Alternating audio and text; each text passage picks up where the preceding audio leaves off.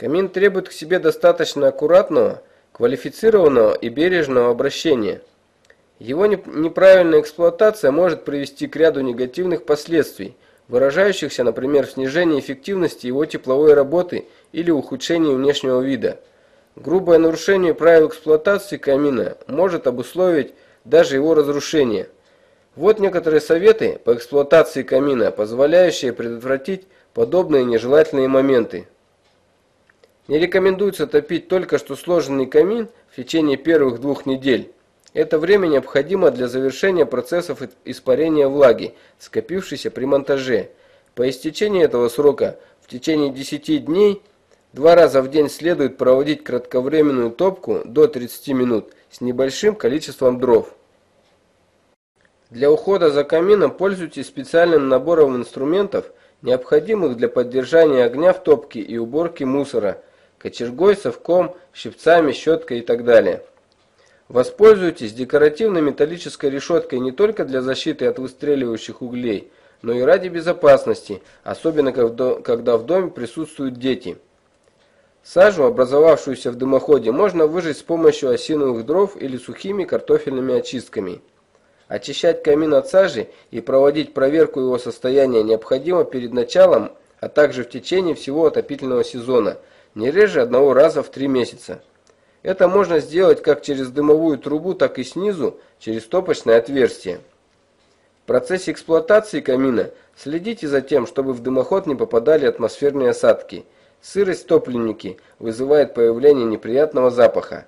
Защитный зонд на оголовке дымовой трубы должен быть исправным. При эксплуатации камина запрещается растапливать камин легко воспламеняющимися и горючими жидкостями, заливать огонь водой, сушить какие-либо вещи на камине, чистить зольник в неостывшем камине, оставлять детей без присмотра при работающем или неостывшем камине, размещать мебель и другие сгораемые материалы на расстоянии менее 1,5 метров от камина, бросать в топку бытовые отходы, изделия из пластмассы и прочих материалов, сжигание которых может привести к зарастанию дымохода сажей, ухудшению тяги и в результате дымлению камина в помещении. Хранить в нише под дрова легковоспламеняющиеся предметы. Перед растопкой камина очистите пот и зольник от золы. Полностью откройте задвижку дымохода. Прожгите газетный жгут в дымосборнике. Это способствует возбуждению тяги в трубе.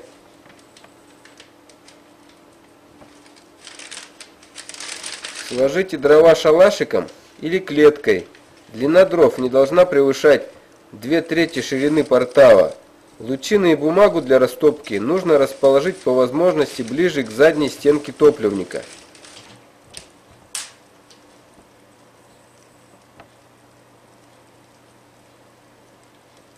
Не концентрируйте огонь в верхней части топливника. Обычно это делается при использовании длинных поленьев. В этом случае наибольшая температура от огня сосредотачивается ближе к дымосборнику, и тепло, не задерживаясь и не отражаясь от стенок топливника, уносится в трубу.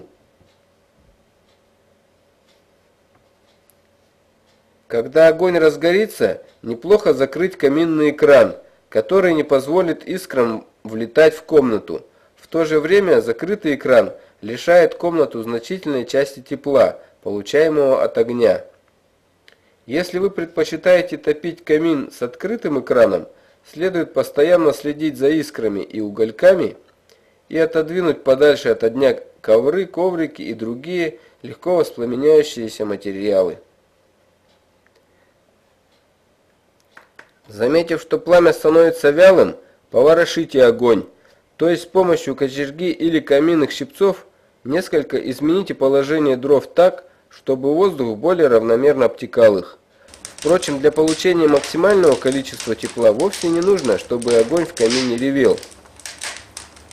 Подкладывать следующую порцию дров надо после прогорания предыдущей более чем наполовину. Дрова для сжигания в камине должны быть хорошо просушены. После раскалывания их необходимо просушить на открытом воздухе под навесом с хорошей вентиляцией 1,5–2 года.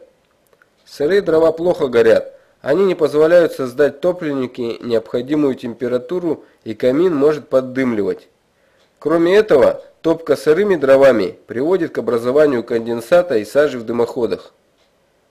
Лучшими дровами для камина являются березовые.